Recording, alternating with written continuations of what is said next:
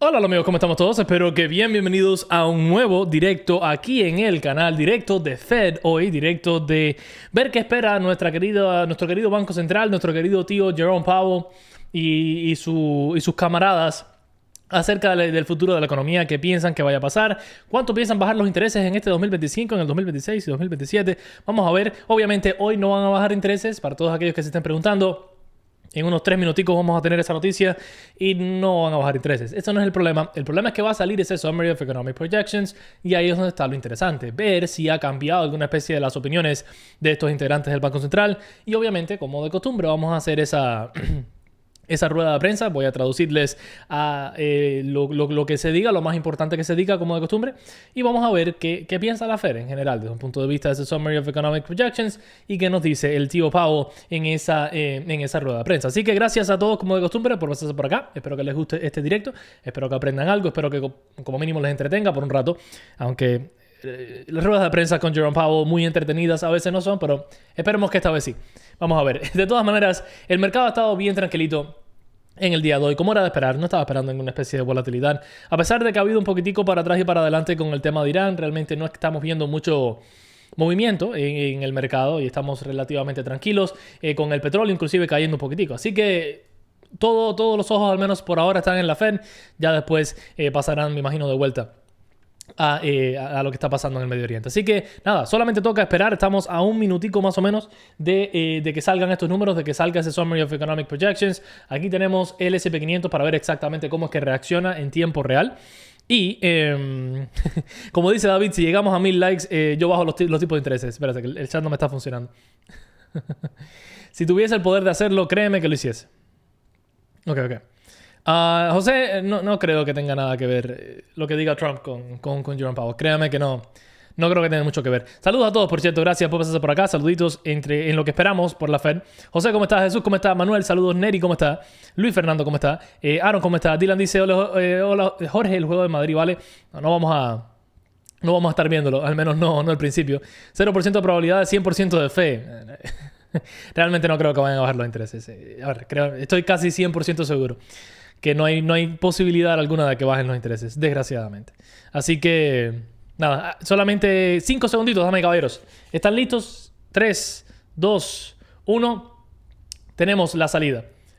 Y vamos a ver cómo se comporta el mercado. Tranquilidad por ahora. Poquitico de optimismo, pero nada significativo, ¿no? Puede ser que ese Summary of Economic Projections haya salido en línea con las expectativas. Definitivamente está subiendo, pero tengamos en cuenta que aunque en el gráfico se vea muy agresivo, una subida de 0.5% en un día no es nada. Definitivamente no. Vamos a ver qué fue lo que salió. Ok, listo. Aquí tenemos la noticia como tal.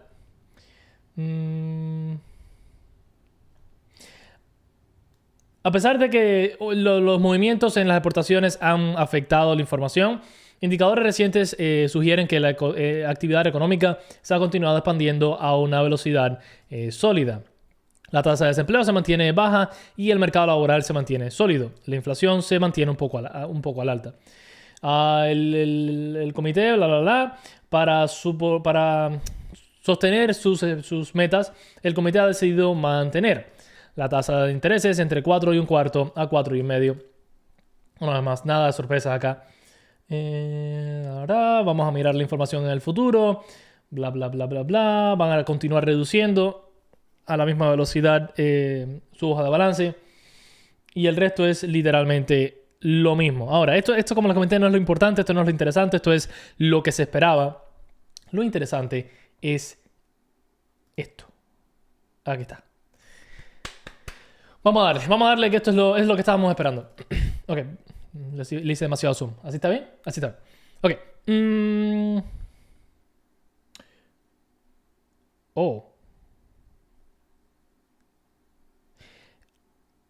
Ok. Literalmente nada de esto es bueno. Nada. ¿Por qué está subiendo el mercado?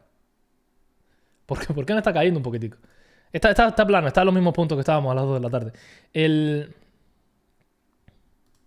Ok, vamos a desglosar esto para que vean a qué me refiero. En el mes de marzo, la expectativa para el PIB para este 2025 era un crecimiento de 1.7%. Ahora es 1.4%. Para el 2026, la expectativa de crecimiento en el PIB era 1.8%. Ahora 1.6%. En otras palabras, la Fed espera menos crecimiento en el PIB en este año y en el próximo de lo que habían esperado en marzo. Ok. Tasa de desempleo. 4.4 esperaban en marzo, ahora esperan 4.5. O sea, esperan un poquitico más de desempleo en este 2025. Lo que realmente salta bastante es el 26, donde estaban esperando 4.3% de desempleo, esperan 4.5. Esto no me gusta. Inflación, esperaban 2.7, ahora esperan 3% de inflación en el 2025. El core esperaban 2.8, ahora esperan 3.1. Y también están esperando más inflación en ambos, la inflación general y la inflación subyacente en el 2026 y en el 2027 que lo inicialmente esperado. El 2027 no me preocupa mucho, pero el 24 sí, el 26, disculpen, sí, ya que están esperando 2.4% de inflación comparado con el 2.2 que estaban esperando anteriormente. Y esto lo que significa es que prácticamente van a tener que mantener los intereses más altos por más tiempo. Y eso lo vamos a poder ver aquí abajo. A pesar de que el interés para este 2025 se mantiene igual, que yo creo que por esto es que el mercado está un poquitico tranquilo, tenemos que ellos esperan mantener los intereses más altos en el 2026 de lo que inicialmente estaban pensando. Estaban buscando 3.4 en marzo, ahora buscan 3.6. E inclusive en el 27 están esperando tener 3 puntos básicos, por así decirlo, de intereses por encima. No muy bueno esto, ¿eh? No muy bueno en lo absoluto. Cuando vamos al dot plot,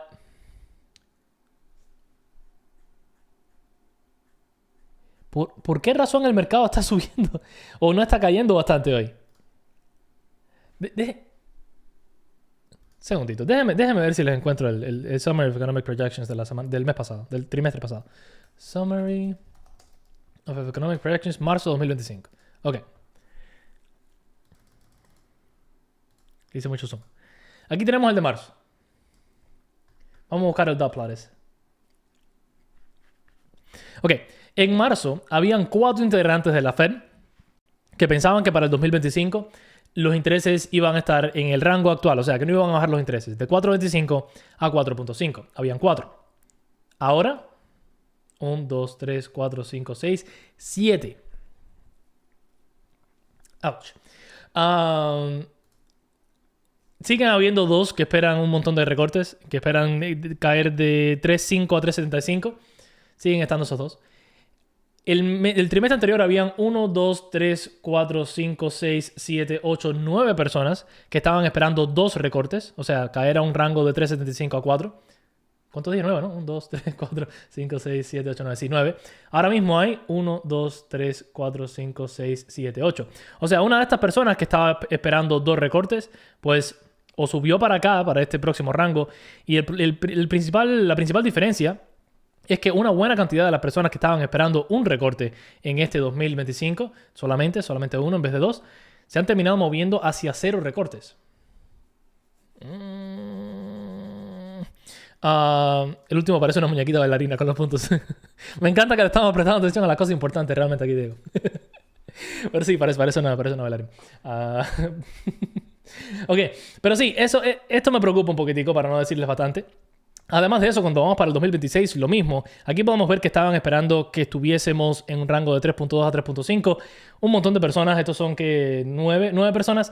Ahora estamos esperando que haya un poquitico más de expectativa de altos intereses. Miren esto. Aquí había 9 antes. Todas estas se movieron hacia arriba. Solamente hay un par de personas que piensan que vamos a bajar mucho más los intereses. Esto no me pinta bien, caballero. En lo absoluto. El mercado está tranquilito, pero para mí el hecho de que la Fed espere menos crecimiento en PIB, que ya de por sí en 2026 se estaba esperando un poco. Ahora vamos a ver el rango, que es otra cosa más a tener en cuenta. Pero bueno, el hecho de que esperen menos PIB, menos crecimiento en PIB, el hecho de que esperen más desempleo, el hecho de que esperen más inflación y más intereses, esto no me suena como algo en lo que yo me siento muy cómodo viendo. Pero bueno, vamos a ver el rango, que esto nos dice literalmente la persona que menos estimó y la que más estimó en todas estas cosas.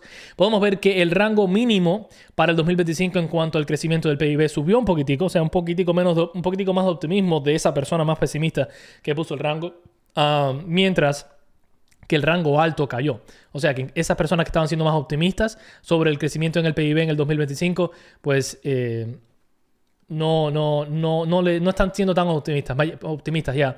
En 2026 se mantuvo el mismo rango, pero debido a que vimos una caída general, me imagino que muchas personas que estaban tirando para ese rango alto se fueron para un rango más bajo, es lo que es de esperar obviamente, lo cual no pinta muy bien, un poquitico más de negatividad en la Fed. En cuanto a la tasa de desempleo, aquellas personas que estaban esperando menos desempleo, pues han subido un poquitico esas expectativas y están esperando más desempleo, de ahí es donde viene la diferencia literalmente. Inflación se mantiene más o menos en el mismo rango realmente. Me imagino que la diferencia es que las personas se están moviendo hacia un poquitico más de expectativa de inflación y por eso es que esto sube.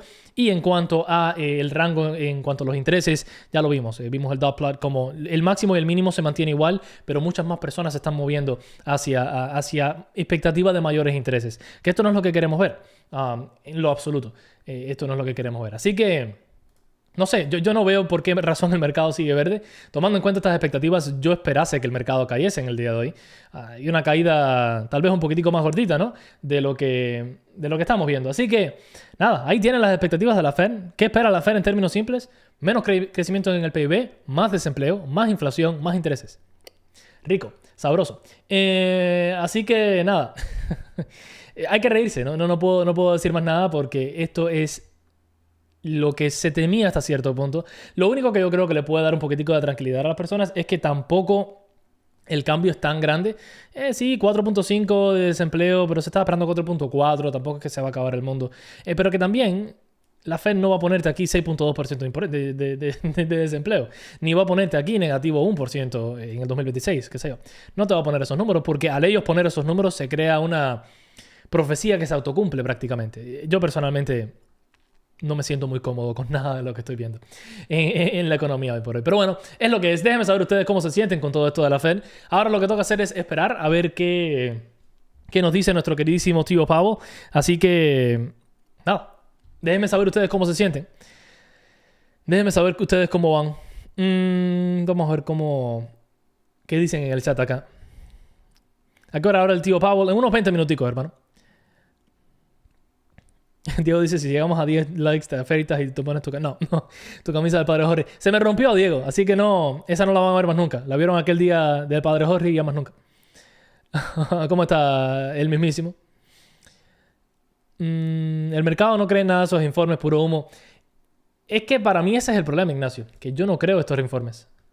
Y yo creo que están en los mejores intereses de la Fed poner un poquitico más de expectativas de lo que realmente vamos a ver. No sé ni qué decirle.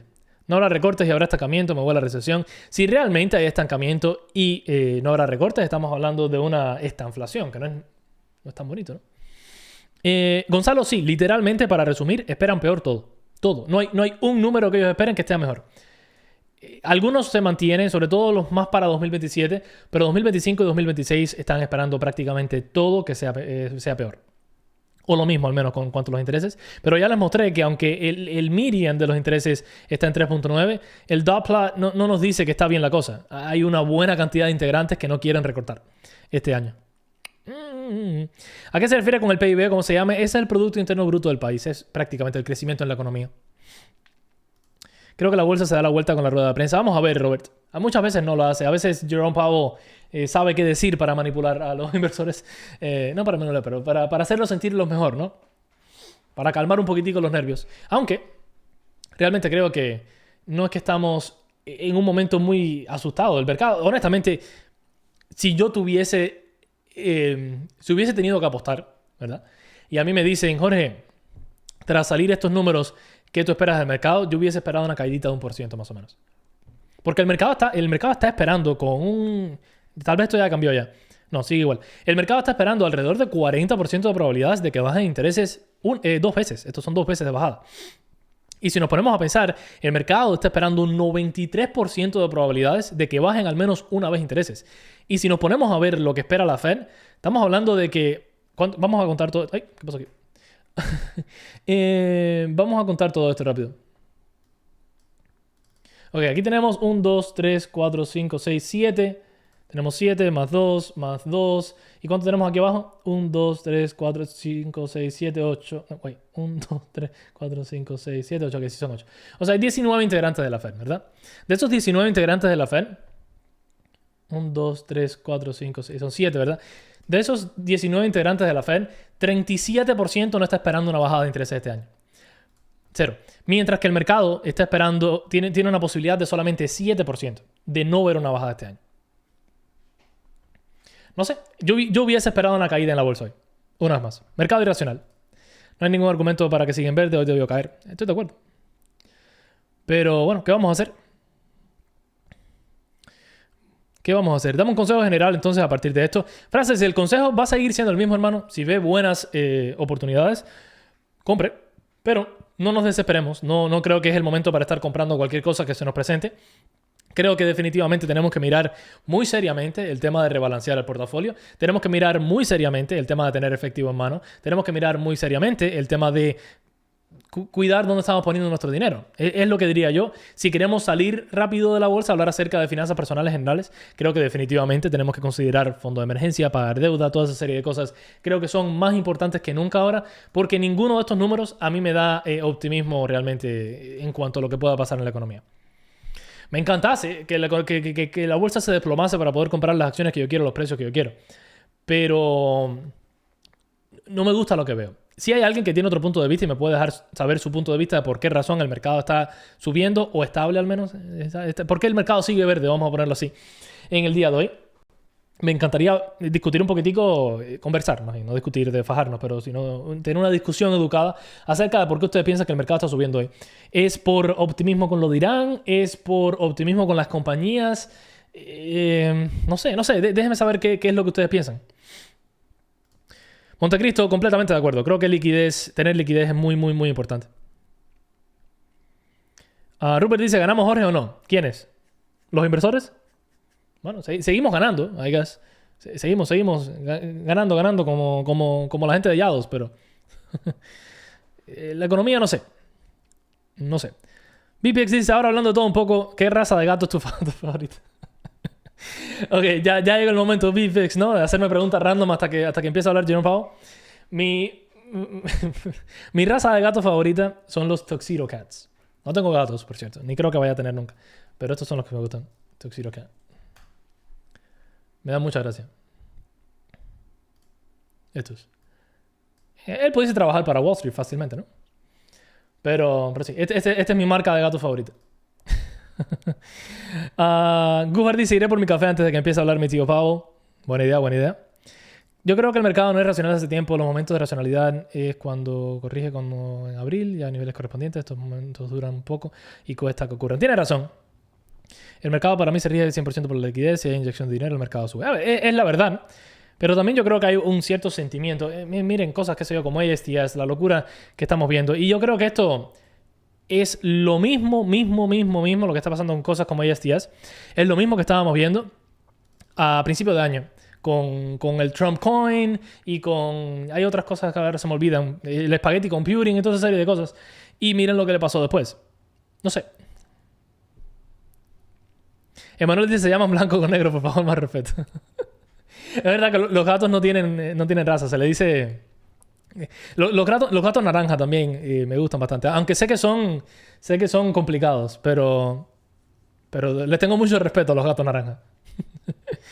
Ay, caramba. Hay que invertir en Tuxedo Cat, así mismo es. Soy muy nuevo en esto, solamente 2 meses, wow, y trato de informarme lo más que pueda. No sé qué razones tengan para mantener los precios.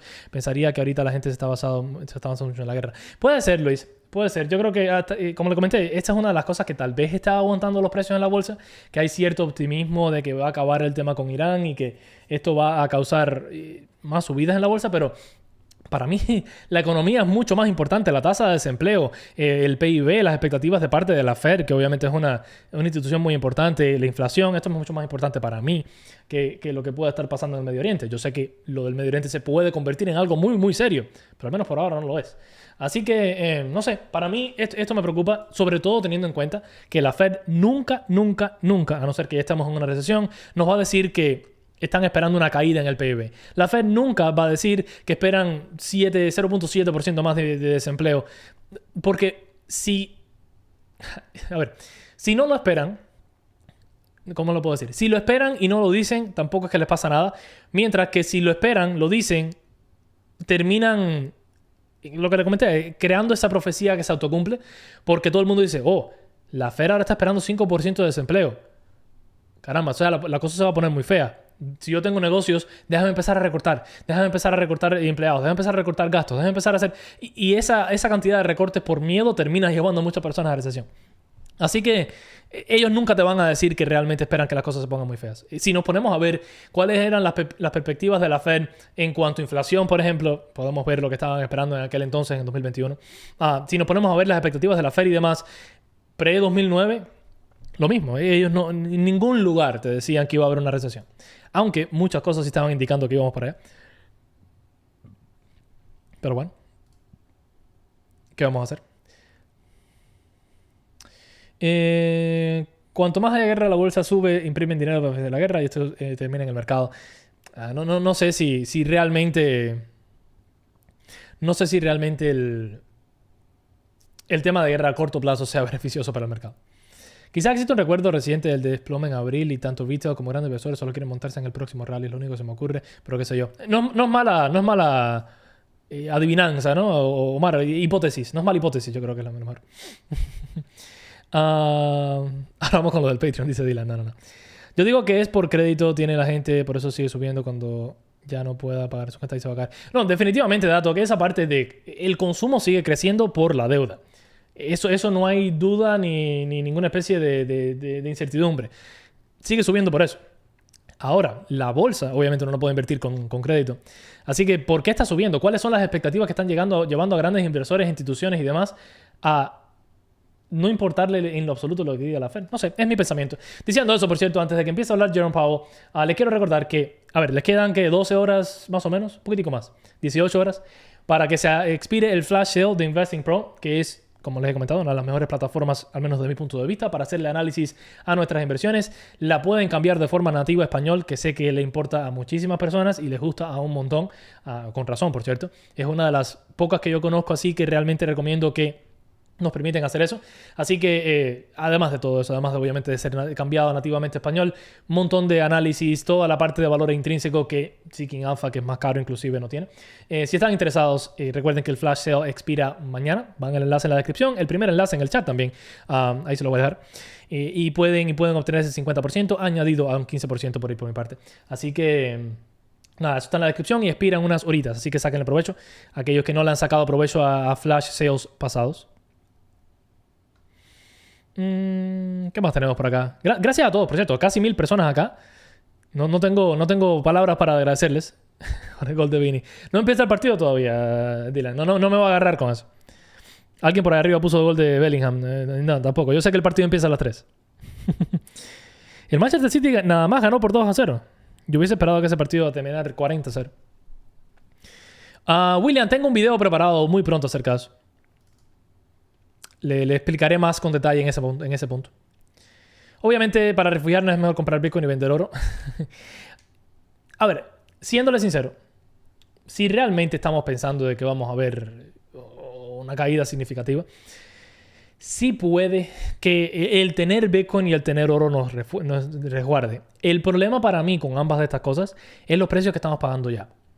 Que yo creo que ya asumen cierto desbalance. Y que puede que si no vemos de balance, estas cosas caigan. Y puede que si vemos de balance, estas cosas caigan también. No es la primera ni última vez que ha pasado. Así que les urjo a todos aquellos que estén queriendo conservar ahora mismo capital y demás, que tengan cuidado con el Bitcoin y el oro. Porque aunque sí, aquellos que lo tienen van a estar felices y contentos, estar entrando ahora creo que estamos asumiendo ya un riesgo un poco más elevado debido al precio que estamos pagando. Pero entiendo que si se quieren, obviamente... resguardar es una de las opciones que tiene. Ivette dice, ¿por qué esto es consentido, Dylan? No creo que es consentido, Ivette. Yo creo que lo que pasa es que como Dylan escribe tanto, Dylan, para aquellos que no están en el Patreon, él está en el Patreon también y hemos hablado varias veces. Como él escribe tanto, es como que y no hace copy-paste, o sea que no lo puedo banear. Mentira. Como escribe tanto, pues hay más posibilidades de ver sus mensajes. Yo creo que es el problema. Un abrazo para Dylan. Ok, Daniel dice, ¿me podrías decir dónde encontraste ese reporte de la Fed que mostraste, por favor? En el sitio web de la Fed, hermano. Aquí, federalreserve.gov. Federalreserve.gov. Yo pienso que lo que dijo Elon sobre que habrá recesión y la Fed ya está alineándose a declarar el fin de la recesión porque tenemos 2 años en ella, solo que no la han declarado. Brian, no estoy muy de acuerdo con eso. Entiendo que la economía no ha estado bien estos últimos 2 años, pero no es recesión. No es recesión. Sí es cierto que el poder adquisitivo de las personas está mal, que la deuda ha crecido y demás, pero créame que lo que hemos visto no es recesión. Recesión no es que es difícil encontrar un trabajo. No, recesión es que es imposible encontrar un trabajo y están despidiendo por todas partes. No es lo que estamos viendo por ahora. Recesión no es que los intereses son más caros, más altos y que es difícil comprar una casa. No, recesión es que los intereses están por los suelos, pero ningún banco tiene el valor para prestarle dinero a nadie. Eso es recesión. Esa serie de cosas que no creo que es lo que estamos viendo todavía. Hay sus cosas que se alinean, porque al final es más difícil encontrar un préstamo para una casa porque es más caro, menos asequible, y el banco no va a dar préstamos porque la persona no se lo puede permitir, no tiene el debt to income ratio para cubrirlo, pero eso no es lo mismo que, aunque los intereses estén por los suelos y la persona lo pueda pagar cómodamente, el banco dice, no gracias, yo no quiero correr riesgo contigo. Es diferente, créame que es mucho peor.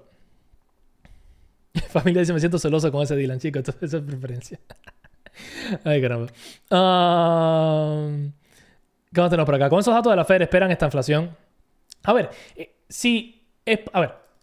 esto todavía no es esta inflación porque esta inflación fuese tal vez una caída en PIB y mucha más inflación. Pero al menos la tendencia hacia donde vamos es hacia esta inflación. Quien vivió entre el 2008 y 2010 sabe lo que es una recesión. Ya. Yo no lo viví, pero lo he estudiado lo suficiente como para poder decirles con bastante certeza que no creo que estamos en recesión. Nuclear dice, me encantaría un canal de trading con Fermín, me parece una gran idea. Todos los ingresos del canal se dedican a meme stock, especulación pura y dura. Piénsalo, vas a subir tu rating en la comunidad. Nuclear Go, si hago eso, pues voy a perder todo. Literalmente voy a estar corriendo un charity channel, porque no creo que con los meme stocks y demás termine haciendo ninguna especie de dinero. Realmente. Solo Sano no es shadow ban, hermano. Es literalmente de suerte. Tengan en cuenta que yo nunca sigo una y le respondo a 5 personas específicas. No es el caso. Lo de Dylan es jodedera, pero a veces es literalmente suerte. Yo recuerdo, Solo Sano, que hemos tenido conversaciones usted y yo en varios directos que casi solamente le respondo a usted. Así que yo no tengo ninguna especie de preferencia. Trato de responderle a todo el mundo igual. Lilian dice, no se esperan sorpresas en tasas. Creo que el enfoque estará en las proyecciones del dot plot y el discurso Powell. Cualquier señal de restricciones podría llevar a una caída. Sí, vamos a ver. Estamos a 5 minuticos, por cierto, de que empiece la rueda de prensa con el tío Powell. Así que déjenme prepararme rapidito. Déjenme venir acá y cambiarlo del audio que tengo que hacer para que esto funcione. Y regreso con ustedes. Van a Dylan, dice Diego. Ay, Dios mío. Samuel dice, yo solo quiero la opinión de Constellation Brands. Es más, se lo voy a estar dando en lo que hago otra cosa. Hablen acerca de hacer multitasking, ¿no? Pero realmente Constellation Brands y todas las otras compañías en el área de alcohol, creo que existe su oportunidad ahí. Definitivamente creo que no solamente Constellation Brands, Diageo, estábamos viendo Brown Forman el otro día en el Patreon. Realmente creo que existe su oportunidad. Lo que pasa es que estamos viendo muchas cosas en contra de ese tipo de negocio ahora mismo. Las nuevas generaciones, generación Z, Gen Z, no tiende a consumir tanto alcohol como generaciones anteriores, ni cerca. También salió esa noticia ¿qué era? El Surgeon General de los Estados Unidos, algo así, diciendo que hay muchos casos de cáncer atados al tema del alcohol, lo cual obviamente afecta más todavía las ventas de estas cosas. Cuando le incluimos a esto cosas como aranceles, consumidor débil, que si el consumidor está débil obviamente no van a estar comprando tanto alcohol porque es caro. Todas estas cosas yo creo que afectan, lo que me hace pensar que aunque sí están interesantes todas estas compañías y aunque sí estamos viendo, me atrevería a decir, oportunidades, fácilmente se puede terminar tomando un buen tiempo en darse la vuelta ese mercado. Así que eso es todo. Muy atractivas están, muy interesantes. Warren Buffett está en Constellation Brands, ya terminé. Pero eso no significa que hay que invertir a ciegas, como todo. Kielson dice, yo no veo nada de alcohol, muy mal, y Coca-Cola tampoco, puro Pepsi nomás. Pensé que me iba a decir que como el bicho, usted nada más tomaba agua. Como el comandante Cristiano Ronaldo. Vamos a ver. Javier dice, ¿y en qué valdrá invertir para mantenerse seguro? Yo creo que lo mejor que podemos hacer si lo que buscamos es seguridad es tener un portafolio diversificado. Algo de todo, bonos, acciones de crecimiento, acciones de dividendos, acciones estables. Si quiere irse con oro y Bitcoin adelante, eso es más personal. Yo no estoy muy interesado, tengo un poquitico de Bitcoin, pero eso es todo. Y efectivo, mano. No cash literalmente físico en mano, sino liquidez, ¿no? Que es lo que tanto hemos hablado.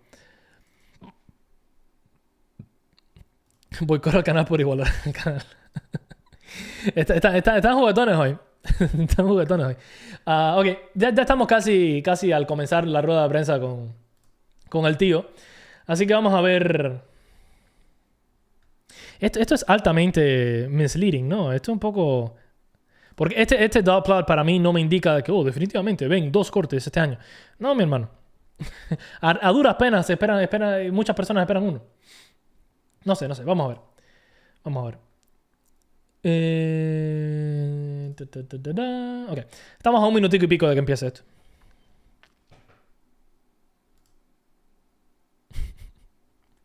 Burn Finance. Lost. Entiendo que me digan Bear Finance y todo eso. Está bien, lo respeto, pero creo que hay bastante cosa para indicar que hay que ser cuidadosos. Es lo que creo. Cuando comiencen a bajar las tasas y se regula el tema de los intereses, ¿cuál consideraría sería el mejor el comportamiento de las acciones en general? Si empiezan a bajar los intereses, deberíamos ver más subidas. Ahora, ¿saben cuál es el problema? Que obviamente una gran parte de lo de los aranceles mismos ya está descontado, porque miren, el mercado está casi en máximos. Dow cada mes lo muestro, hermano, todos los meses, una vez. Every month, one time. Así que ahí es donde lo muestro normalmente. Apenas me estoy conectando. ¿Qué hizo la Fern? Nada. Ok. ¿Tenemos a Powell ya o no todavía? Yo juré que la puerta estaba abierta, ¿no? O estoy viendo cosas yo. Bueno, en fin. Vamos a esperar. Vamos a ya estar listos. Recuerden, como de costumbre con esto de Jerome Powell, yo trato de traducir a lo mejor de mi habilidad, pero obviamente él no hace pausas para mí. O sea que sean un poco pacientes con la traducción, ya que es difícil. Y de todas maneras, yo siempre trato de solamente dejarle lo más importante. Si él está dando muchas vueltas y diciendo de que ayer se comió una chambelona, pues estas cosas las trato de ignorar, ¿no? Aquí está grande, así está bien el tamaño así. Está un poquitico grande, ¿no? A ver. Font. Vamos a bajarlo, qué sé yo, a 10. Hola, ¿cómo están? Ok, voy a tener que cambiar el language también, porque esto se va a empezar a... Ay, es verdad que esto está medio roto. Qué mal. Ok, déjenme ponerlo aquí a Spanish. Ok. Hola, ¿cómo están? Ok, súper. Ya, está funcionando. Ok, pues nada, ahora sí está entrando. ¡Eh! El Rockstar acaba de entrar. Vamos a ver qué nos dice. Good afternoon. My colleagues and I remain squarely focused on achieving our dual mandate goals of maximum employment and stable prices for the benefit of the American people. Despite elevated uncertainty, the economy is in a solid position.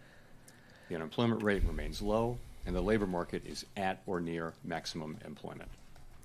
Inflation has come down a great deal, but has been running somewhat above our 2% longer-run objective. In support of our goals, today the Federal Open Market Committee decided to leave our policy interest rate unchanged.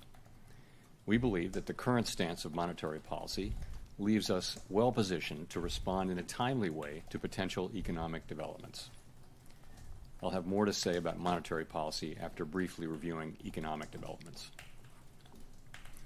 Following growth of 2.5% last year, GDP was reported to have edged down in the first quarter, reflecting swings in net exports that were driven by businesses bringing in imports ahead of potential tariffs. This unusual swing has complicated GDP measurement.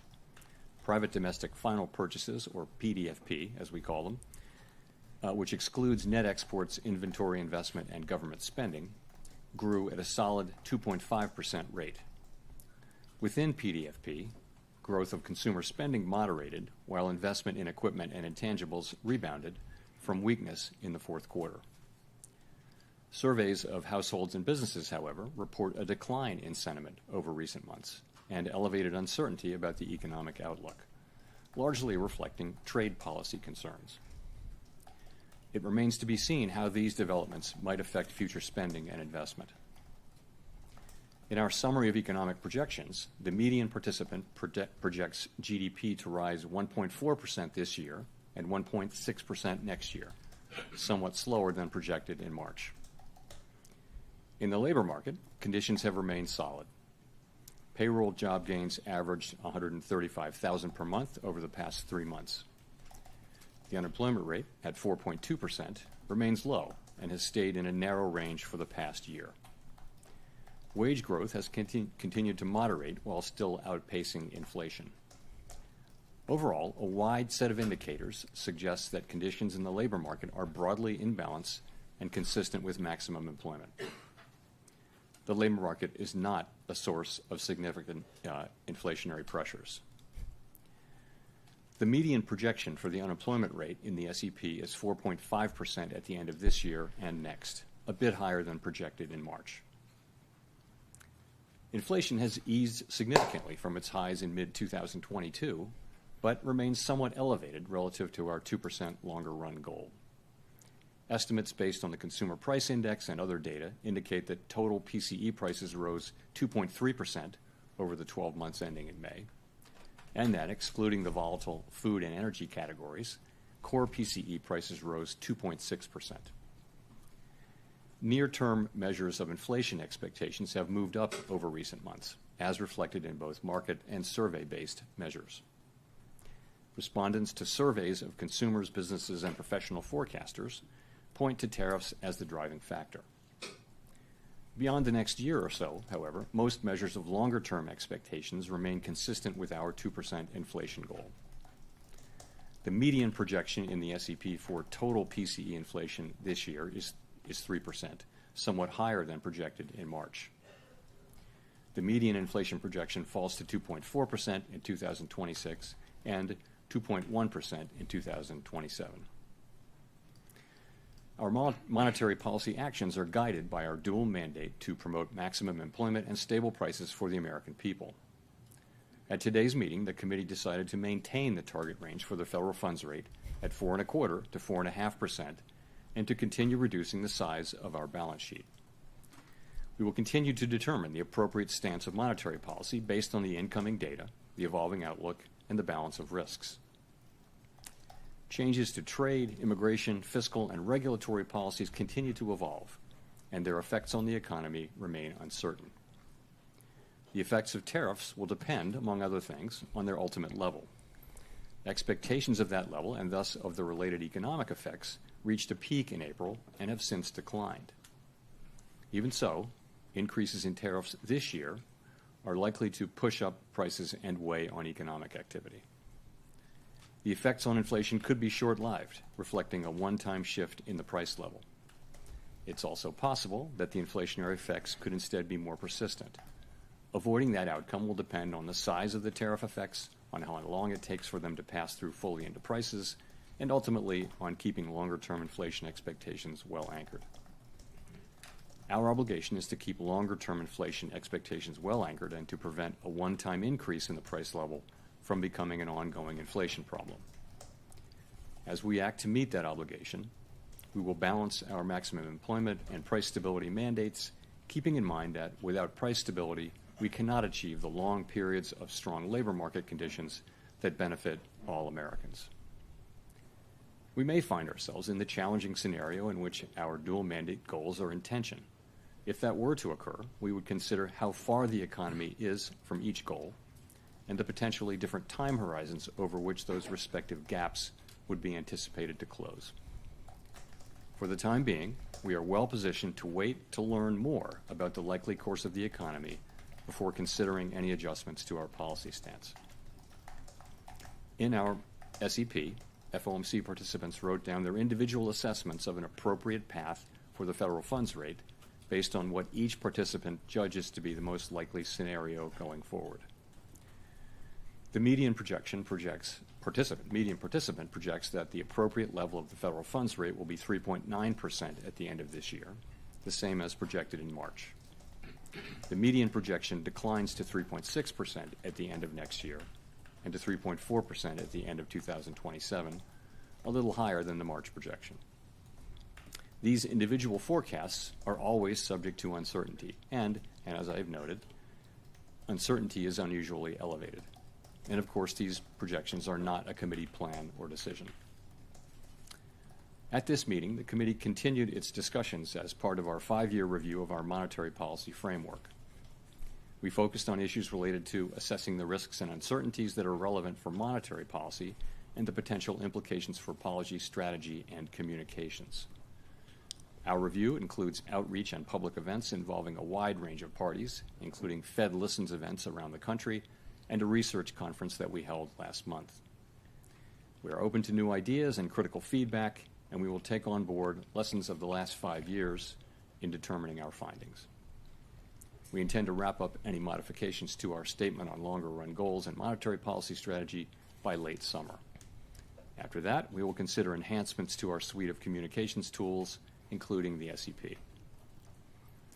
The Fed has been assigned 2 goals for monetary policy: maximum employment and stable prices.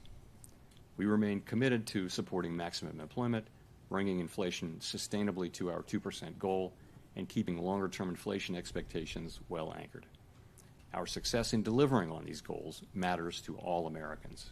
We understand that our actions affect communities, families, and businesses across the country.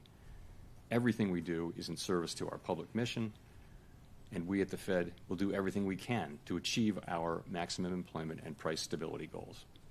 Thank you, and I look forward to your questions. Finalmente, salimos de esto. Vamos a ver la pregunta. Colby Smith with the New York Times. To what extent has the more limited impact from tariffs at this stage on inflation changed your view on what the ultimate economic fallout will be from these policies and the timing of when they will materialize in the data? So we've had 3 months of favorable inflation readings since the high readings of January and February, and that's, of course, highly welcome news. Part of that just is that services, core services, both housing services and non-housing services, have really been grinding down toward levels that are consistent with 2% inflation. So that's the good news. We've had goods inflation just moving up a bit, and of course we expect, as you point out, we do expect to see more of that over the course of the summer. It takes some time for tariffs to work their way through the chain of distribution to the end consumer. A good example of that would be goods being sold at retailers today may have been imported several months ago before tariffs were imposed. So we're beginning to see some effects, and we do expect to see more of them over coming months. We do also see price increases in some of the relevant categories like personal computers and audiovisual equipment and things like that that are attributable to tariff increases. In addition, we look at surveys of businesses, and there are many of those, and you do see a range of things, but many companies do expect to put all or some or all of the effect of tariffs through to the next person in the chain, and ultimately to the consumer. Today, the amount of the amount of the tariff effects, the size of the tariff effects, their duration and the time it will take are all highly uncertain. So that is why we think the appropriate thing to do is to hold where we are as we learn more, and we think our policy stance is in a good place where we're well positioned to react to incoming developments. So in terms of how we should interpret the rate cuts penciled into the SEP, is this reflecting that there's this expectation that underlying inflation will just stay well enough contained that allows the committee to eventually move ahead with those cuts? Or is it about responding to a deterioration in economic activity, let's say? I mean, how should we make sense of the forecast? So if you look at the forecast, you will see that people do generally expect inflation to move up and then to come back down. But we can't just assume that. Of course, we don't know that. And our job is to make sure, one of our jobs is to make sure that a one-time increase in inflation doesn't turn into an inflation problem. And that, again, that will depend on the size of the effects, how long it takes for them to come in, and ultimately on keeping inflation expectations anchored. Hi, and thanks, Chair Perry. Howard Schneider with Reuters. If you look at the rate path starting in December to today and adjust it over the full time horizon you've got there, you've taken about a quarter point per year out of your projected path, and you end at a higher rate at end 2027 than you would have in the prior forecast. Is that a result of a sense that tariffs will lead to more persistent inflation? Is it a result of reassessments of where your short-term neutral rate is? Why are you on a slower path now? So I would focus most on the nearer term. As you get out to the later years, it's hard for anybody to know where the economy is going. You didn't see people moving their longer term, estimate of the neutral rate, for example, at this meeting. So and those things are probably slow moving. So I think if you look at what's happening here since March, this is since March, right? You see a little slower growth, just a tiny tick up, a 1/10 tick up in unemployment, and you see inflation moving up 0.3. And by the way, it was a similar move from the December SEP to the March. So that's what you see. You see the effects of tariffs. I think we learned in April, after the March meeting, that substantially higher tariffs were likely. And then since then, the estimates of where the tariffs will be have actually moved back down, although still at an elevated level. So we're adapting in real time. And what you see is an accumulation of individual assessments. You say in the statement that risks have diminished on that front, but the July 9th, drop dead date for all the Liberation Day tariffs is still out there and unresolved. You've got now exchange of missiles between two Middle East adversaries with a possible U.S. involvement. How can you justify saying that risks have diminished? So what we said was that uncertainty uncertainty about the economic outlook has diminished but remains elevated. Many surveys say that. They do. So and that's actually a line from the Teal book, which you can see in 5 years. Remember to check that. Maybe the world will be over. No, but if you think about it, tariff uncertainty really peaked in April, and since then has come down, and that's really what that's just acknowledging. It's diminished, but still elevated. That it's uncertainty. So I think that's an accurate statement. Esto no lo voy a escribir. Esto es lo que les he dicho tantas veces, varias veces con lo de los aranceles, que ya la incertidumbre de los aranceles ha bajado considerablemente con lo que vimos en abril. Por eso es que el mercado se ha recuperado bastante. Y lo dice Jerome Powell también. Mira, Kevin. Yo lo dije mucho primero. Jaja. And I guess I also wanted to ask about, cracks in the job market with gross hiring slowing, concentrated in just a few industries. We've seen some housing data, including this morning, that has been pretty weak. Do you see any concerns that the economy is weakening and that is a reason to cut rates going forward? So we do of course monitor all those things. I think if you look at the overall picture, what you're seeing is 4.2% unemployment and an economy that's growing at a rate hard to know given the unusual flows in the first quarter, but it appears to be 1.5–2%, maybe a little better than that. Sentiment has come up off of its very low levels. It's still depressed. So you can point to things. The housing market is a longer run problem and also a short run problem. I don't think it's indicative of basically the situation is we have a longer run shortage of housing, and we also have high rates right now. I think the best thing we can do for the housing market is to restore price stability in a sustainable way and create a strong labor market, and that's the best thing we can do for the housing market. You asked about the job market. Again, look at labor force participation, look at wages, look at job creation. They're all at healthy levels now. I would say you can see perhaps a very, very slow continued cooling, but nothing that's troubling at this time. But we watch it very, very carefully. So overall, again, the current stance of monetary policy leaves us well positioned to respond in a timely way to economic developments, and for now, and we'll be watching the data carefully. Well, just quickly on, given that there are concerns inflation will rise, but there is the alternate scenario that tariffs would create demand destruction and slow growth sufficiently, and that would perhaps keep a bit of a lid on inflation. Do you see odds of that scenario? What kind of odds do you see of that scenario coming true, and how many months of cool inflation would you need to see before concluding that maybe that lower inflation scenario is taking place? So this is very much the conversation we had today and yesterday. There are many, many different scenarios, many combinations of scenarios where inflation does or doesn't prove out to be at the levels we think, and where the labor market does or doesn't soften. And I think what you see people doing is looking ahead at a time of very high uncertainty and writing down what they think the most likely case is. No one holds these rate paths with a great deal of conviction, and everyone would agree that they're all going to be data dependent, and that you can make a case for any of the rate paths, I think, that you see in the SEP. And, we do this once a quarter. It's a hard thing to do particularly at this time. But it does reflect, if you see somebody writing down, a rate path that involves cuts, that's them saying, yes, I think we will get to a place, more likely than not, where cuts will be appropriate. And it could be a joint probability of a number of possible outcomes. Again, remember how much uncertainty we face, though. Thank you. Mr. Chair, I wonder if you could describe for us some of those scenarios. How do you get to a place? I'm noticing that the uncertainty levels in your forecast are very high. How do you get to a place where you have the confidence in the outlook for, say, inflation and or growth or the unemployment rate? How many months does it take, and what do you want to see in the data to get to that level of confidence to actually reduce rates off the restrictive level? So it's very, very hard to say when that will happen. We know that the time will come. It could come quickly. It could not come quickly.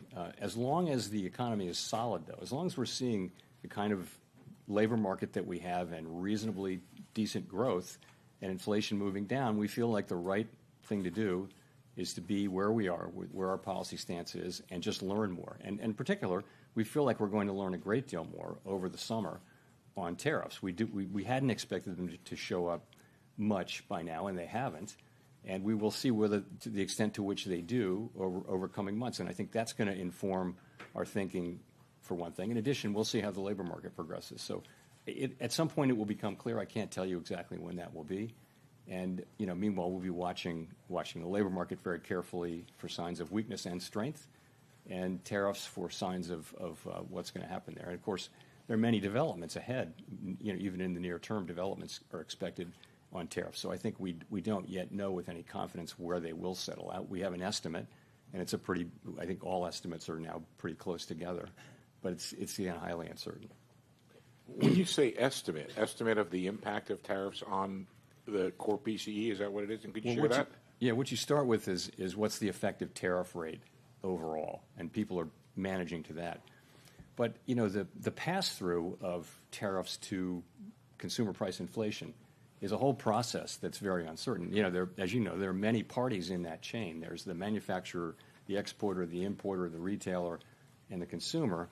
And each one of those is going to be trying not to be the one to pay for the tariff. But together, they will all pay for it together, or maybe one party will pay it all. But that process is very hard to predict. And we haven't been through a situation like this. And I think we have to be humble about our ability to forecast it. So that's why we need to see some actual data to make better decisions. We'd like to get some more data. And again, in the meantime, we can do that because the economy remains in solid condition.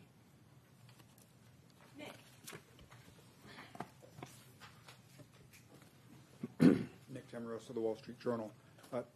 Chair Powell, I guess I'm wondering if you could explain a little bit more the divergence we see in the dot plot, particularly around the 2025 rate projections. I realize this is, you have one group of officials that are putting down no cuts, another that are putting down more than one. And again, recognizing that could be difficult to summarize, but is it a matter of people having a different outlook or a different reaction function, a different commitment to defending against another inflation mistake? How did that play out over the last 2 days? So you're right. This is often the case. We have a pretty healthy diversity of views on the committee. We did have strong support for today's decision and broad agreement that our policy stance does leave us in a good place. But I would point to two factors, and you mentioned them. The first is just that parties have a diversity of forecasts. and they do align with where their dots are. So if you have a higher inflation forecast, you're going to be less likely to be writing down, more cuts. But remember, as we see more data, we're going to learn more about where inflation is headed, and that means when it is time to look at resuming our normalization process, the differences you see should be smaller because we'll have seen actual data. Right now, it's just a forecast in a very foggy time. So that's the first part, is forecast. Secondly, people can look at the same data and they can evaluate the risks differently, as you know. And that includes, the risk of higher inflation, the risk that it'll be more persistent, the risk that the labor market will weaken. People are going to have different assessments of that risk. So that you put that in there too. So those are the two ways that the two things I think that drive these things. Remember though, as I mentioned earlier, with uncertainty as elevated as it is, no one holds these rate paths with a lot of conviction. So that's really where it is. It's a function of those things, and I think as the data come in, you should see those differences diminish. If I could follow up, you've said the policy is in a good place and that it's modestly restrictive.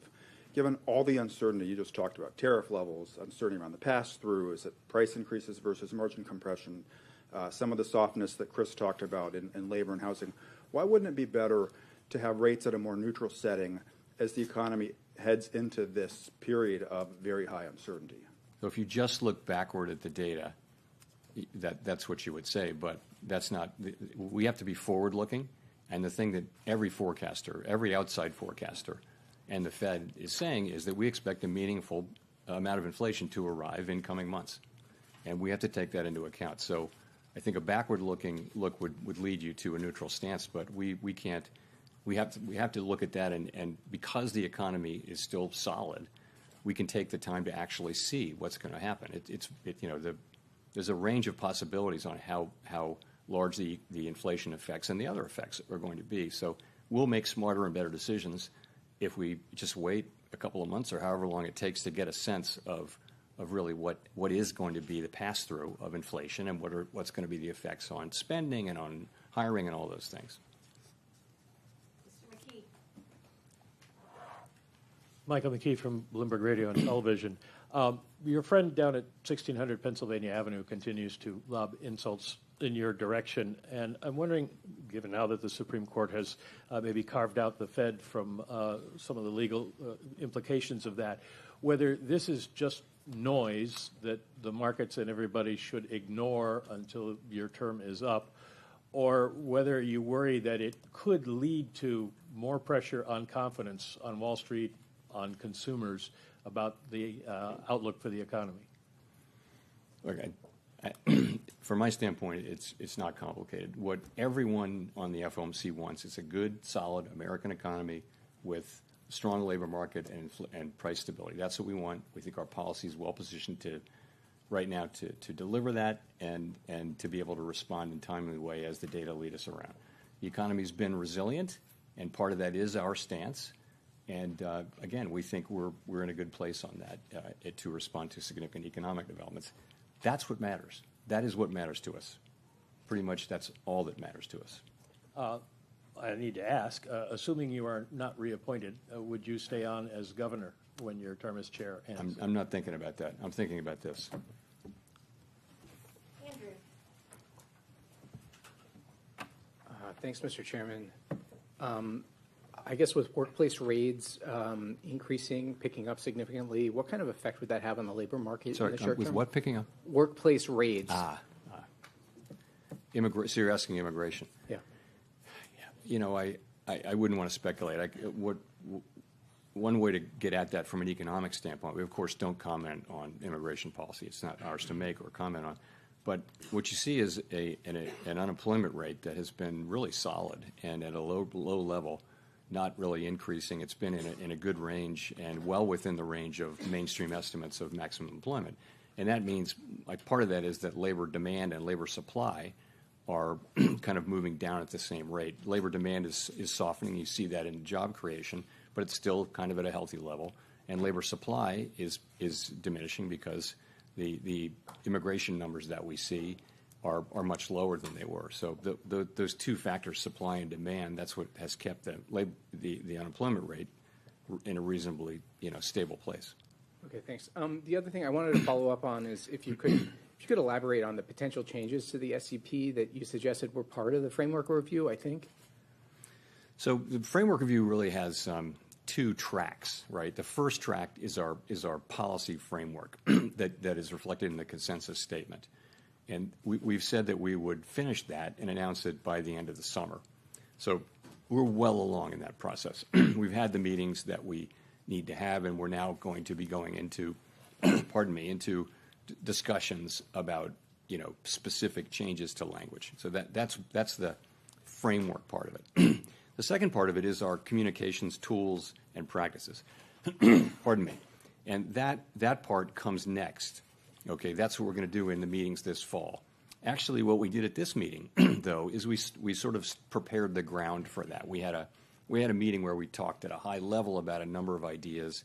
The SEP is part of it. Many other ideas. It's sort of how do we think our communications can be improved? There are a number of ideas. People offered a really it was a great conversation. Number of ideas, but we're going to look at those with staff briefing and a lot of thought in the fall. And I would say when it comes to changing communications, I would only support things really that only implement things that have very broad support. And also you want to be really careful because I think our communications are pretty well received. They're not broken. So more is not necessarily better, but better is better. So we're going to be looking at ways to do things that will improve the clarity of what we do for the benefit of the public.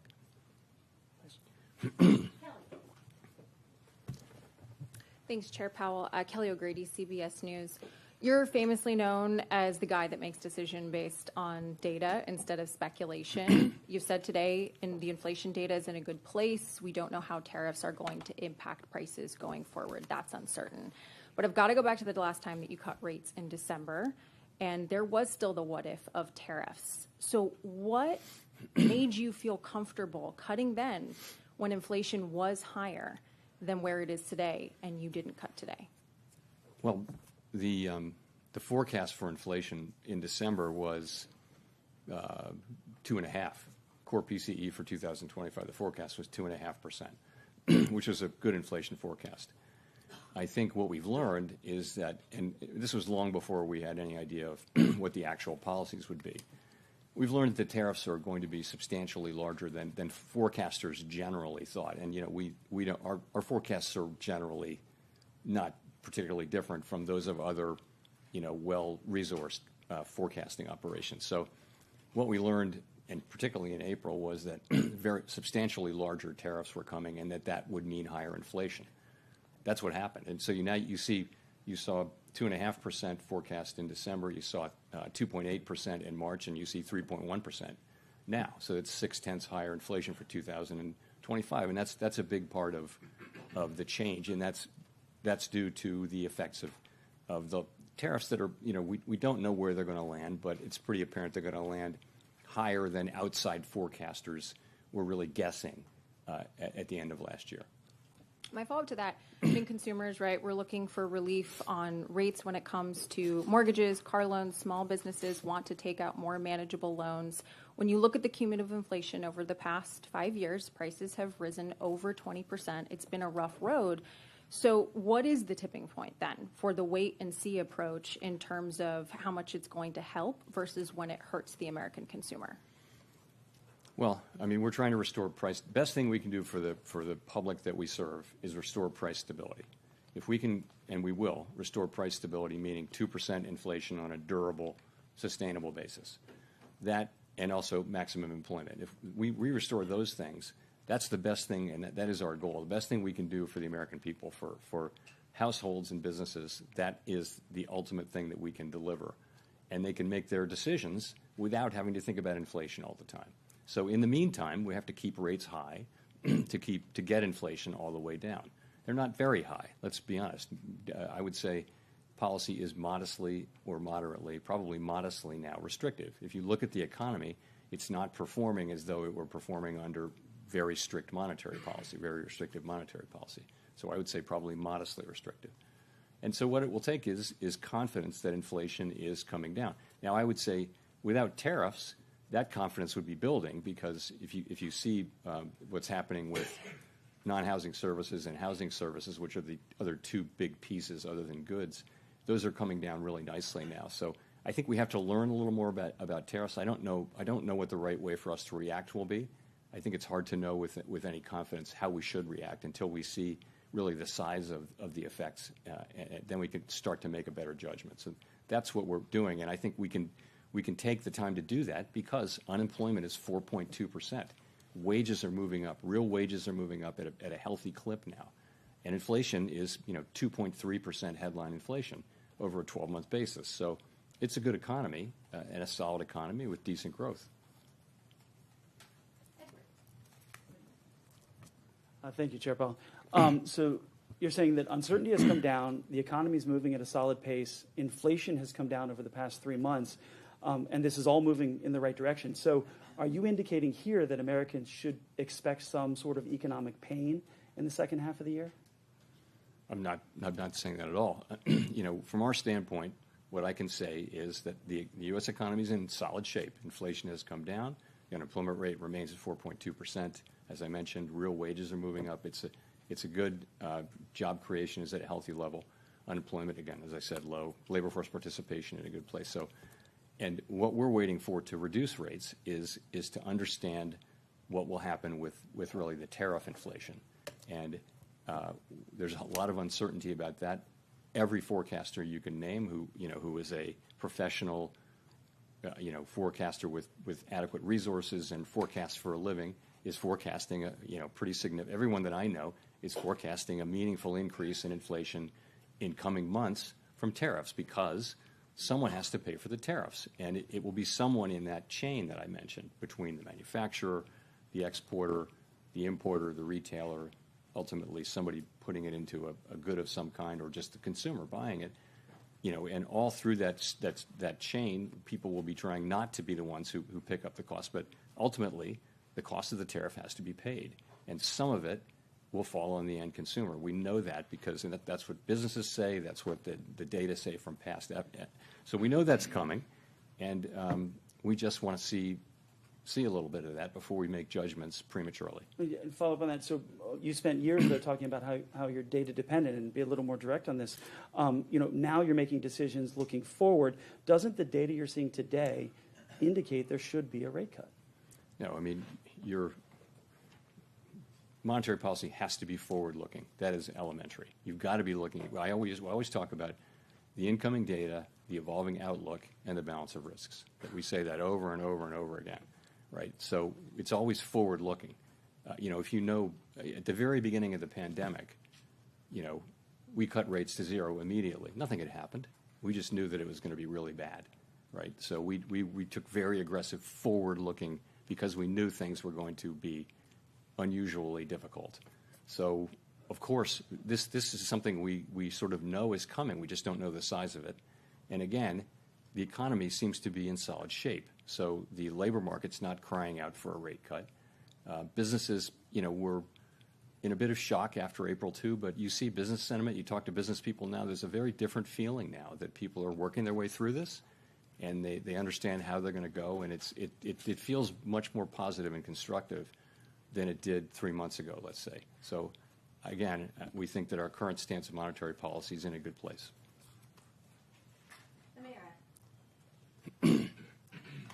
Thank you. Amara Mokwe with Bloomberg. Chair Powell, in February, you told Congress that the Fed is, quote, overworked, maybe not overstaffed. Then in a memo to staff in May announcing a deferred resignation program at the Fed, you said you wanted to ensure that the Fed was, quote, right-sized. Those two statements appear to be at odds with one another. Could you explain what changed in the roughly 3 months between those statements that made you decide that staff levels at the Fed should decline? I don't see them at all as intention. So I was asked, is the Fed overstaffed? And I said no. And I sort of said as a pun, overworked but not overstaffed. People do work extremely hard at the Fed, and I know they work hard at Bloomberg too. So, but we do. We work hard. But I would say this.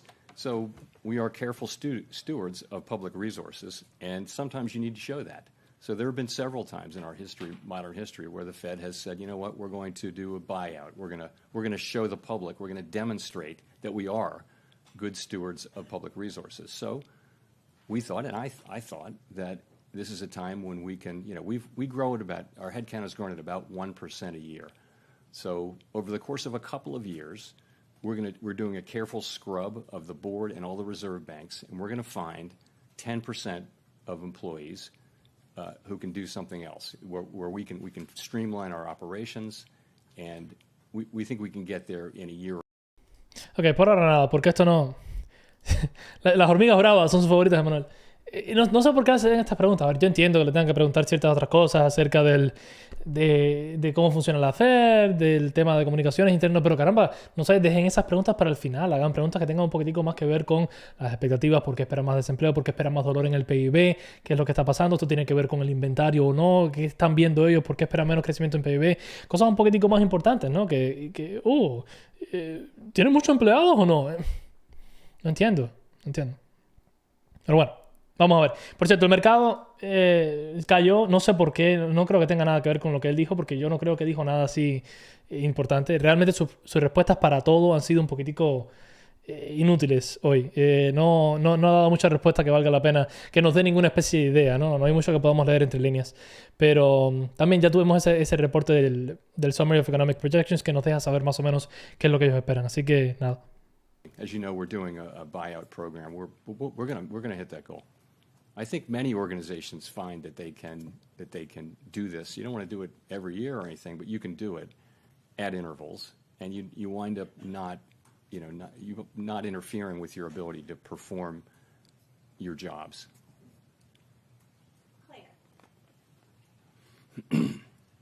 Chair Powell, Claire Jones from the Financial Times. As you're no doubt aware, the Senate Finance Committee has tabled its version of the reconciliation bill this week, and I was wondering if you could tell me a little bit about the tenor of the debate at the FOMC over the past few days on fiscal policy and the degree to which that influenced people's projections for 2026 and beyond. Thank you. Yeah, so we don't sit around and debate or really discuss. We take fiscal policy as fully exogenous, and so we actually really didn't talk about the bill or the contents of it. It's still evolving. When it gets closer,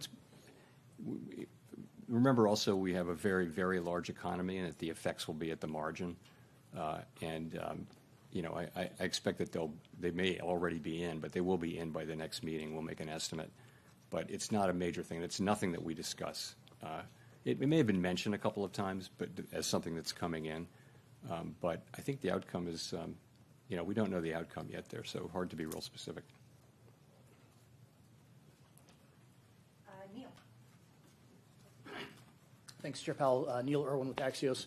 There have been some cutbacks in economic statistics collection in the last few weeks, worries that long-running problems around funding and response rates may be getting worse. How much is this concern on your radar? How much confidence do you have that the gauges you're watching to assess the economy are reliable right now? Two things. One, the data we get right now, we can do our jobs. I'm not concerned that we can't do our jobs. That's not the point. The point really is that we are starting to see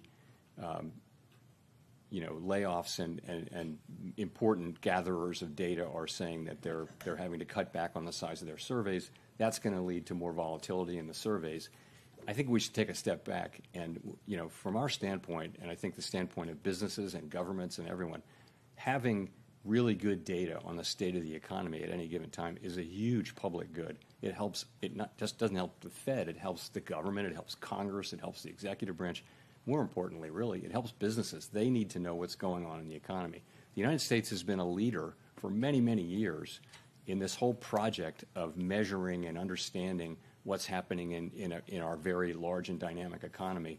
And I hate to see us cutting back on that, because it is a real benefit to the general public that people in all kinds of jobs have the best possible understanding of what's happening in the economy and hence what's likely to happen. It's very hard to measure what's going on in the U.S. economy. If you read, there was a book called, it's really remarkable how many things you need to understand to estimate U.S. GDP. Very, very difficult, and it's so important that we get it right. I just would say it's not a place to I would want to keep investing in that, for the good of the general public. Victoria.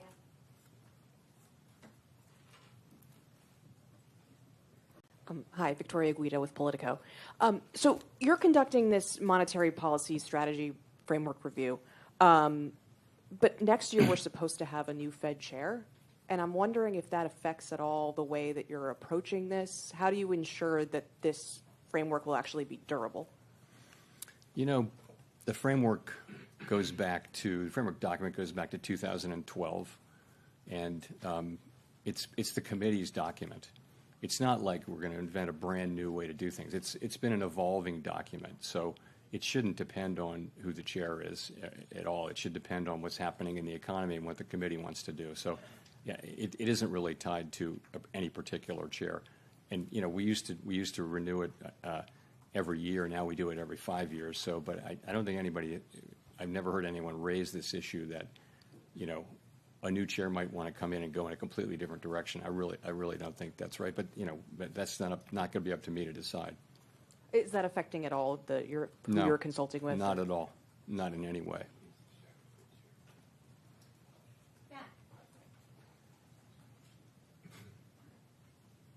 Thank you. Chair Powell, Matt Egan from CNN. Relatively low gas prices this year have helped drive down inflation in recent reports, but that trend is starting to reverse given the crisis in the Middle East. How are you thinking about how the Israel-Iran conflict will impact the economy, especially inflation? And what lessons were learned during the 2022 period when another conflict, the Russia-Ukraine war, sent oil and gas prices skyrocketing? So, of course, we're watching, like everybody else is, what's going on. I really don't have any comment on that. Possible that we'll see higher energy prices. What's tended to happen is when there's turmoil in the Middle East, you may see a spike in energy prices, but tends to come down. Those things don't generally tend to have lasting effects on inflation, although, of course, in the 1970s, they famously did because you had a series of very, very large shocks. But we haven't seen anything like that now. The U.S. economy is far less dependent on foreign oil than it was back in the 1970s. So, but there. A quick follow-up. I've just got to ask you about artificial intelligence. Some technology executives have recently been warning that AI could wipe out a large chunk of entry-level jobs and significantly increase the unemployment rate. I'm wondering how concerned you are, if at all, about the threat that AI poses to employment. So this is the question. The question really is, will AI be more augmenting labor or replacing labor? And I wouldn't, we all see those announcements, including one today. I wouldn't, overread a couple of data points because, AI should be creating jobs at the same time. It may be replacing, it may be doing both. Anyone who's done any work with AI will have been a little bit stunned at how capable it is. And it's just a different thing. So I think this is something that certainly has transformational potential. And probably we're in the very early stages of it. They say what you're seeing now compared to what you'll see in 2 years is going to be very different and even more effective. So I think it's really hard to know. Of course, there are optimists who feel like it's going to make everybody much more productive. And there are those who think it's going to replace an awful lot of jobs right across the income spectrum, white collar, blue collar, and everything. So I just don't know. We don't have a house view on that, but this is going to be a very important question for some time. Greg.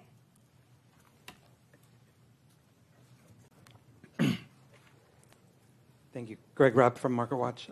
I was wondering if you could step back a little bit, Chair Powell.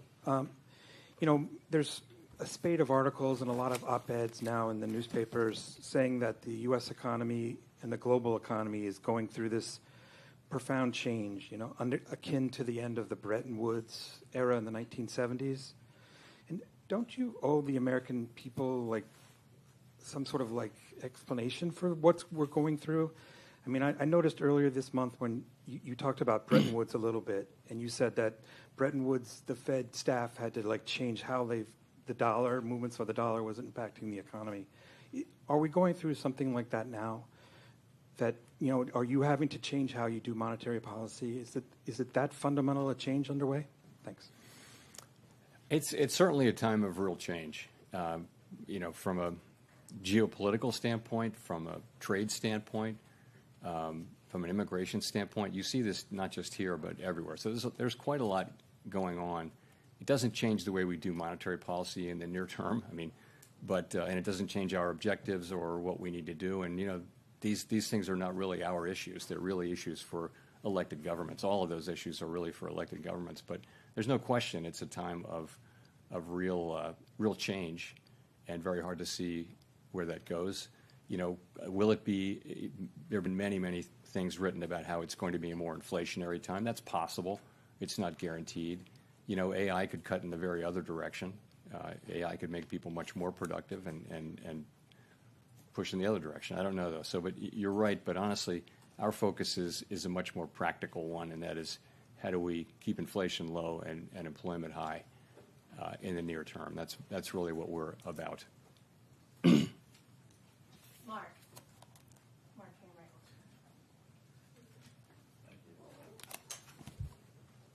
Hello, Chairman Powell. Mark Hamrick with Bankrate. What is the view about the growing amount of slack in the job market, including the softening in payrolls, the forecast of a modest rise in the unemployment rate, and the ability of workers to demand wage hikes or not in this environment where you have inflation surging?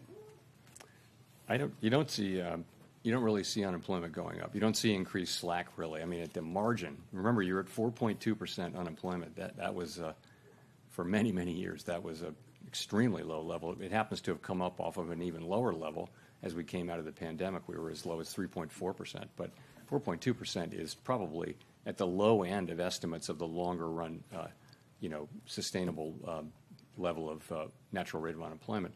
So I guess I wouldn't agree with that. And also, in terms of wages, you know, real wages after inflation have been moving up sort of more than was consistent with 2% inflation. They're still moving up at a healthy clip, and I think much more consistent with 2% inflation given a reasonable assessment of trend productivity.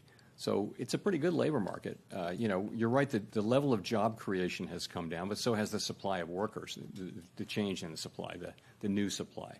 So you've seen the unemployment rate remain pretty stable at 4.2. It's been as high as 4.3, but you know, those are good numbers. So it's a pretty good labor market. There's a more concerning thing is there are not a lot of layoffs, but there are not a lot of job creation. The number, if you're out of work, it's hard to find a job, but very few people are being laid off at this point. So that's an equilibrium we watch very carefully, because if there were to be significant layoffs and the job finding rate were to remain this low, you would have an increase in unemployment fairly quickly. But that hasn't happened. It really hasn't happened. The U.S. economy has defied all kinds of forecasts for it to weaken, really, over the last 3 years. And it's been remarkable to see just again and again when people think it's going to weaken. Now, eventually it will, but we don't see signs of that now. Go to Jean for the last question. Hi, Chair Powell. Jean Young with M&I Market News. There's been a lot of talk about cuts. I wanted to ask you, why do you think there are no forecasts for rates to rise or even to stay where they are next year, given that the projection for inflation is to rise to 3%, and there's a lot of there's some skepticism over whether those price hikes will be a one-time event? So there are a number of people on the committee who wrote down no cuts this year, but some cuts next year. So, I think, people are writing down their most likely path, right? They're not saying there's zero possibility of other things. Really, think of it as the least unlikely path in a situation like this where uncertainty is very high. I think, again, people write down their rate paths. and they do not have like a really high conviction that this is exactly what's going to happen over the next 2 years. No one feels that way about their rate path. They feel like, what am I going to write down? I mean, what would you write down? It's not easy to do that with confidence. So I would just say it that way. We don't rule things in or out. Certainly a hike is not the base case at all. It's not something people are writing down. But in the meantime, we do the best we can with these forecasts, and I think they're representative of the different forecasts and different reaction functions that people on the committee have. So thank you very much. Thanks. Ay, finalmente. Ok. Bueno, caballero, miren. Yo pensando que iba a ser un poquitico más interesante la rueda de prensa, pero la verdad es que no le hicieron... Vaya, puedo contar con los dedos de la mano la cantidad de preguntas buenas que le hicieron. Esta última no fue mala. Lo que pasa es que, como siempre, él sabe cómo dar una respuesta sin dar una respuesta. ¿Qué es lo que yo creo que pasó? El par de preguntas buenas que le hicieron como esto, ¿por qué no hay expectativas de que las tasas suban o se mantengan al punto actual? Inclusive, sobre todo, con el miedo que existe en cuanto al tema de recesión. Además de eso, de recesión o de inflación. Además de eso... ¿Dónde está esto que quiero hacerlo más grande? Además de eso, le hicieron un par de otras preguntas que también me gustaron mucho. ¿Hello?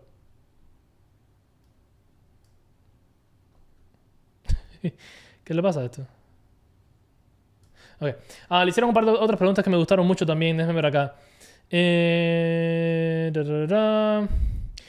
Esta otra pregunta también fue buena, que se han recortado las expectativas de recortes futuros de intereses debido a los aranceles. Y obviamente la respuesta es prácticamente sí. Le preguntaron en cuanto a grietas del mercado de labor. Y él dice que por ahora todo está bien, que lo único que estamos viendo es que no se están creando muchos empleos nuevos, pero que como no están despidiendo a muchas personas, pues esto no es problema. El problema con el mercado laboral es que sí es cierto que por ahora no estamos viendo muchos despidos y por eso es que el mercado laboral, la tasa de desempleo no se ha disparado, pero solamente hace falta algún evento que termine causando que muchas personas pierdan sus empleos para ver cómo la tasa de desempleo se dispara de una manera increíble. Lo cual es... Bueno, preocupante, ¿no? No sé, vamos a ver, obviamente, puede que esto nunca pase, puede que en vez de ver una gran cantidad de despidos, mágicamente se empiecen a crear más empleos. Yo no veo cómo esto pasa a corto plazo, pero es una posibilidad. Y entonces ahí es donde recae más o menos el optimismo o pesimismo que pudiésemos tener con la economía. Por ahora, esto vamos a ver, vamos a ver cómo se continúa moviendo la economía, cuánto realmente afectan los aranceles a la inflación y demás. Pero más allá de eso fueron o preguntas tontas que no tienen nada que ver con la economía o preguntas muy buenas como esta de por qué razón hay dos grupos en el dot plot que estábamos viendo acá.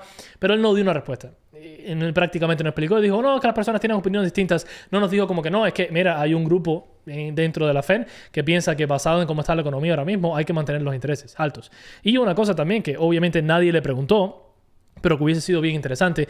Hemos visto una tendencia del trimestre anterior para acá donde muchas personas subieron la cantidad o sea, cambiaron de opinión y en vez de esperar recortes este año, están esperando que se mantengan los intereses. ¿Existió alguna conversación o alguna idea de que existe la posibilidad de subir los intereses si los efectos de la inflación son lo suficientemente grandes? Pero obviamente ninguna de estas cosas se les preguntan, o si se le preguntase, yo no creo que desgraciadamente nos den la respuesta. Así que, desgraciadamente, la reunión no se dijo mucho. Me atrevería a decir que esta es una de las peores ruedas de prensa en las cuales no hemos logrado sacarle mucho a Jerome Powell porque se escondió tras el tema de los aranceles con casi todo. Y las pocas preguntas buenas que le hicieron no dio la respuesta correcta. El dot plot definitivamente fue la cosa más interesante. Para mí, nada de esto justifica un mercado que se mantenga en verde en lo absoluto. Estamos viendo un poquitico de caída comparado con lo que estábamos viendo a las 2 de la tarde, pero estábamos a 0.38 arriba, ahora estamos a 0.16. ¡Wow! ¡Qué dolor! Así que nada, yo creo que un poco preocupante todo lo que vimos acá, desde mi punto de vista. Interesante que la reunión haya sido tan así, nothing burger, tan vacía, me atrevería a decir, porque normalmente él da un poco más de expectativas. ¿Es esto porque él no quiere dar ninguna especie de opiniones y no quiere hablar de más por si acaso esto termina causando alguna especie de negatividad extra? No sé. Pero la verdad es que al menos a mí no me da mucha la mejor espina, al menos lo que estamos viendo de parte del mercado y lo que espera la Fed. Vamos a ver, como les he comentado, la Fed nunca te va a decir que las cosas están mal, la Fed nunca te va a decir que el mercado laboral se está debilitando, la Fed nunca te va a decir que no hay riesgo de inflación subir o lo que sea, o de que veamos una desaceleración en la economía. Nunca te lo van a decir. Pero entre líneas yo creo que se sobreentiende que sí les preocupa el tema del estado del mercado laboral hasta cierto punto, pero les preocupa mucho más la inflación. Al menos eso es lo que estamos viendo por ahora. Y hay que esperar, literalmente, hay que esperar. Jules dice si están despidiendo mucho en todos lados. Sí, a ver, están despidiendo, pero tengan en cuenta que no a un nivel nacional donde preocupa todavía. Es cierto que están despidiendo, lo hemos visto en muchos reportes, pero a pesar de que son miles de personas, recordemos que hay millones de personas en general, así que eso todavía no llega al punto donde preocupa. Y el mercado sigue subiendo. Yo no sé qué pensar. Recordemos que mañana tenemos ese mercado apagado. No hay mercado mañana. Mañana es que puede que ocurra todo con lo de Irán, los doritos voladores y demás, que vamos a ver cómo es que termina eso. Mañana también se expira el flash sale de Investing Pro, así que si están interesados en obtener el descuento de 50% añadido al 15 adicional por ir de parte mío, pues nada. Ahí también tienen eso, pero regresando al tema en serio, mañana tenemos varias cositas que pudiesen afectar aún más este mercado. Yo sigo manteniendo mi opinión de ser muy cuidadoso con lo que vayamos a hacer. Por favor, miremos si podemos rebalancear ciertas cosas, miremos si tenemos efectivo en mano, miremos si no tenemos todo nuestro portafolio volcado sobre compañías súper especulativas y tengamos ese efectivo en mano para sacarle provecho a algo si es que lo encontramos. Mi opinión es esa. No me siento cómodo, no me siento seguro. No es que tengo miedo tampoco que voy a venderlo todo y me voy a quedar 100% en cash, para nada. Aquellos que me llevan siendo por un tiempo deberían de saber. Pero sí estoy mucho más cauteloso de lo que estoy optimista. En abril estaba muy feliz, estaba muy contento con lo que estábamos viendo, sí, feliz con la cantidad de descuentos que se estaban viendo y demás, las oportunidades. Ahora estoy completamente en el punto contrario. No me interesa lo que estoy viendo en el mercado, no me interesa una gran cantidad de las compañías y prefiero ser cauteloso. Eso es lo que les puedo decir, damas y caballeros.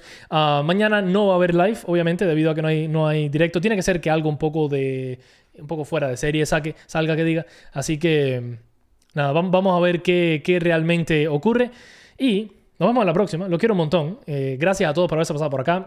Alrededor de 1000 personas en todo este directo. Muchísimas gracias. A pesar de que hay un poquitico menos de interés en el mercado hoy. También cómicamente justo a las 3 p.m. vi como la cantidad de personas viendo cayó. Me imagino que muchos se fueron a ver el partido del Madrid. No los culpo. Pero bueno, nada. Nos vemos en la próxima. Los quiero un montón a todos. Espero que tengan un excelente fin de semana. Excelente... No fin de semana, pero es que mañana es feriado. Me tosté ahí. Un excelente día feriado. Antes del viernes, al menos en la bolsa. Y recuerden que por la mañana va a expirar ese flash sale de Investing Pro. No voy a estar ahí para recordárselos, así que tienen un poquitico más de tiempo para sacarle provecho a esa venta flash. Pero nada, los quiero un montón. Chao, chao.